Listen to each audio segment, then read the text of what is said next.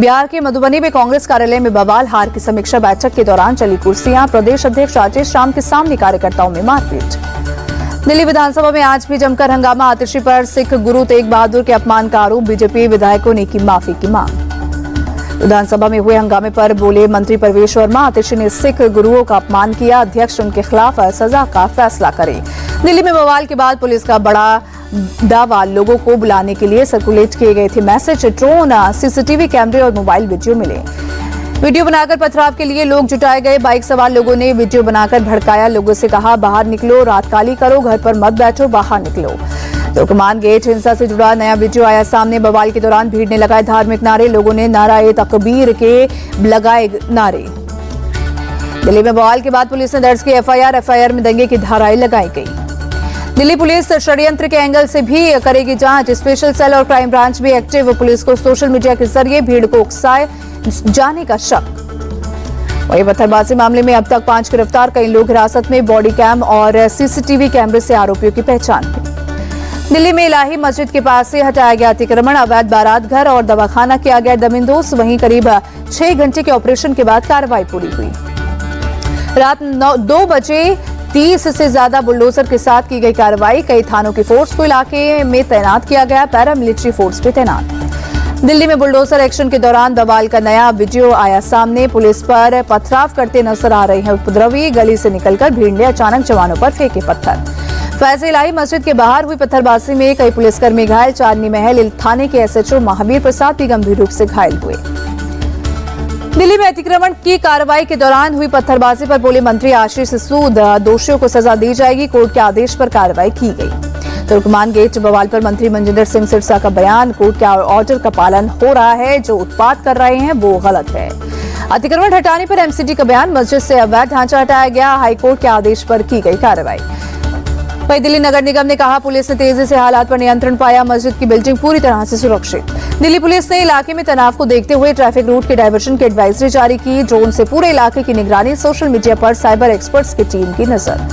तुर्कमान इलाके में हुई बुलडोजर कार्रवाई पर बोले आरजेडी नेता मनोज झा, असहनशील और असंवेदनशील सरकारी कदम, जनवरी की सर्द रात में ऐसी कार्रवाई कौन करता है। तुर्कमान गेट बवाल पर आप विधायक गोपाल राय का बीजेपी पर हमला, कहा पूरी दिल्ली में लोगों को बेघर किया जा रहा है, सरकार को लोगों को बचाने का काम करना चाहिए। बांग्लादेश में हिंदुओं पर हो रहे अत्याचार पर बोले हिमाचल प्रदेश के राज्यपाल शिव प्रताप शुक्ला, विदेश विभाग वहां की परिस्थितियों पर निगरानी रखे हुए हैं।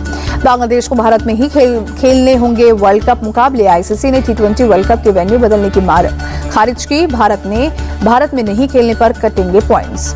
वहीं पीएम और गृह मंत्री के खिलाफ नारेबाजी को लेकर जेएनयू प्रशासन सख्त, यूनिवर्सिटी की शिकायत पर दर्ज हुई एफआईआर, संस्थान ने घटना को लोकतंत्र पर हमला बताया। जेएनयू प्रशासन का बयान, यूनिवर्सिटी राष्ट्र विरोधी गतिविधियों की प्रयोगशाला नहीं, नारेबाजी करने वाले छात्रों पर होगा सख्त एक्शन।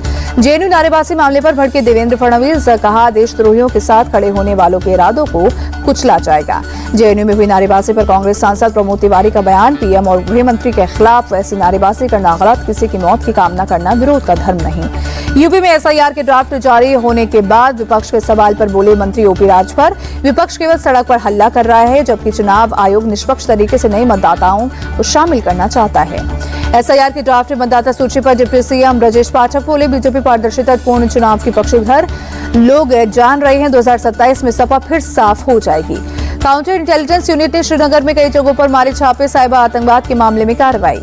अंबाला में सेना की जानकारी पाकिस्तान को देने के आरोप में एक युवक गिरफ्तार, कोर्ट ने आरोपी सुनील को 4 राउंड दिन की पुलिस रिमांड में भेजा। एयरफोर्स के एक कॉन्ट्रैक्टर के यहां मुंशी का काम करने वाला सुनील फेसबुक के जरिए एक पाकिस्तानी महिला के जाल में फंसा, 6 से 7 महीने से दे रहा था जानकारी।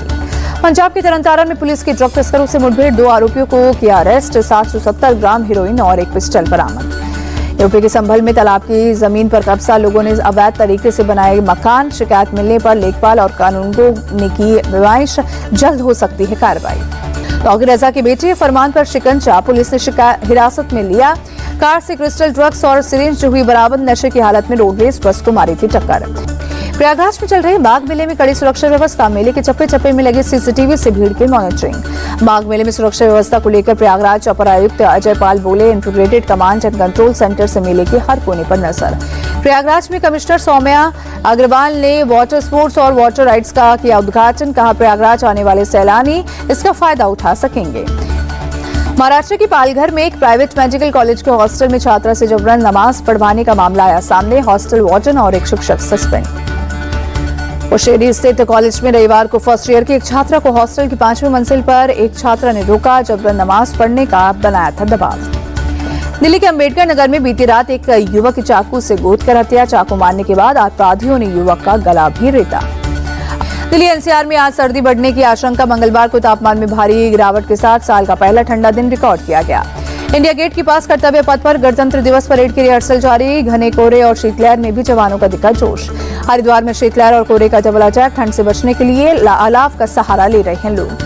अजमेर में सुबह में छाया घना कोहरा। आज न्यूनतम तापमान 60 डिग्री रहने का अनुमान। हैदराबाद में भी सुबह में दिखा घना कोहरा। कोहरे के कारण ट्रैफिक की रफ्तार पड़ी धीमी। जम्मू कश्मीर के पुंछ में भारी बर्फबारी। मुगल रोड बंद। बीआरओ की ओर से बर्फ हटाने का काम जारी। रोड पर कई इंच बर्फ जमी। भद्रवा में हुई ताजा बर्फबारी से ढके पहाड़। चारों ओर नजर आई बर्फ की सफेद चादर। पारा भी लुढ़का। बर्फबारी के बीच मस्ती करते नजर आए पर्यटक। देश के कोने कोने से पहुंच रहे हैं लोग। जम्मू कश्मीर के अनंतनाग में हुई बर्फबारी। चारों तरफ दिखा खूबसूरत नजारा। बर्फबारी से खिले स्थानीय लोगों के चेहरे। पर्यटकों की तादाद बढ़ने की उम्मीद। 2026 में 0.50% और घट सकती है ब्याज दर। आरबीआई के पास 2025 में 1.25% कटौती की बाद भी गुंजाइश। 2020 और 21 से 2024 से लेकर 25 के बीच जीरो टैक्स फाइलर 20% बढ़े। इनकम टैक्स छूट के बावजूद टैक्स देने वालों में 4 साल में 50% बढ़ोतरी। अडानी एंटरप्राइजेस लिमिटेड का 1000 करोड़ का बॉन्ड सिर्फ 45 मिनट में हुआ पूरा सब्सक्राइब। निवेश को 8.9% तक का सालाना ब्याज मिलेगा। 9 जनवरी को आएगा भारत कोकिंग कोल का आईपीओ। 1071 करोड़ रुपए का प्राइस बैंड फिक्स। भारत में लॉन्च हुआ है रेडमी नोट 15 5G डिवाइस में 108 मेगापिक्सल का मिलेगा कैमरा, 5520 mAh की बैटरी और 45 वॉट का fast charger. Realme 16 Pro series phone Bharat में लॉन्च हुआ। 200 मेगापिक्सल का मिलेगा primary camera, 4K HDR video recording का भी फीचर। रिलायंस से रूसी तेल आने की खबर को बता गलत, कहा हमारी छवि खराब करने की कोशिश, ये पूरी तरह से झूठ। हिंदू मुस्लिम तनाव को देखते हुए वीरगंज छावनी में तब्दील। भारी तादाद में एंटी रॉयड फोर्स तैनात। लोगों से लाउड स्पीकर पर की गई शांति की अपील। अमेरिकी राष्ट्रपति डोनाल्ड ट्रंप का पीएम मोदी पर बड़ा बयान, कहा पीएम मोदी के साथ मेरे अच्छे रिश्ते, लेकिन इस वक्त वो टैरिफ को लेकर मुझसे खुश नहीं हैं। विजय हजारे ट्रॉफी में कर्नाटक ने राजस्थान को 150 रन से हराया। कप्तान मयंक अग्रवाल ने 100 रन बनाए। कर्नाटक के देवदत्त पट्टिकल ने विजय हजारे ट्रॉफी में रचा इतिहास। टूर्नामेंट के 6 मैचों में 605 रन बनाए, 4 शतक ठोके। राजस्थान के खिलाफ शतक से चूके देवदत्त पट्टिकल 91 रन की पारी खेली। विजय हजारे ट्रॉफी के क्वार्टर फाइनल में पहुंचा उत्तर प्रदेश। ग्रुप बी मुकाबले में विदर्भ को 54 रन से हराकर लगातार छठी जीत दर्ज की। यूपी ने पहले बल्लेबाजी करते हुए 5 विकेट पर 339 रन बनाए। जवाब में विदर्भ की टीम 9 विकेट पर 285 रन ही बना सकी। विजय हजारे ट्रॉफी में हिमाचल प्रदेश के खिलाफ श्रेयस अय्यर की शानदार बल्लेबाजी, 53 गेंदों पर 82 रन बनाए। गोवा के खिलाफ शुभमन गिल बड़ी पारी नहीं खेल सके। 2 चौकों की मदद से 12 गेंद पर 11 रन बनाए। विजय हजारे ट्रॉफी के प्लेट ग्रुप के फाइनल में बिहार ने मणिपुर को 6 विकेट से हराया। खिताब पर किया कब्जा। बिहार की ओर से शब्बीर खान ने सिर्फ 8 ओवर में 30 रन देकर 7 विकेट लिए। मणिपुर के 4 बल्लेबाज शून्य पर पवेलियन लौटे। आईसीसी की महिला T20 रैंकिंग में फेरबदल। दीप्ति शर्मा से छिना नंबर 1 गेंदबाज का ताज। ऑस्ट्रेलिया की इनाबेल टॉप पर पहुंची। पाकिस्तान की सादिया इकबाल 732 रेटिंग के साथ गेंदबाजी में तीसरे पायदान पर। इंग्लैंड की सोफी 727 रेटिंग के साथ चौथे नंबर पर। वहीं भारत की कप्तान हरमनप्रीत कौर को आईसीसी की जारी हुई लेटेस्ट रैंकिंग में फायदा मिला। 2 स्थान की छलांग लगातार 13वें पायदान पर रहीं। ताजा रैंकिंग में भारत की रेणुका सिंह ठाकुर को 5 स्थानों का नुकसान। 698 रैंकिंग के साथ 11वें पायदान पर लुढ़की। ऑस्ट्रेलियाई बल्लेबाज स्टीव स्मिथ ने एशिया सीरीज के 5वें टेस्ट में ठोकर शतक। एशिया सीरीज में 13वां शतक लगाया।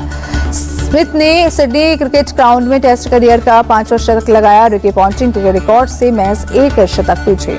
ऑस्ट्रेलिया के ट्रेविस हेड ने भी इंग्लैंड के खिलाफ बनाया शतक।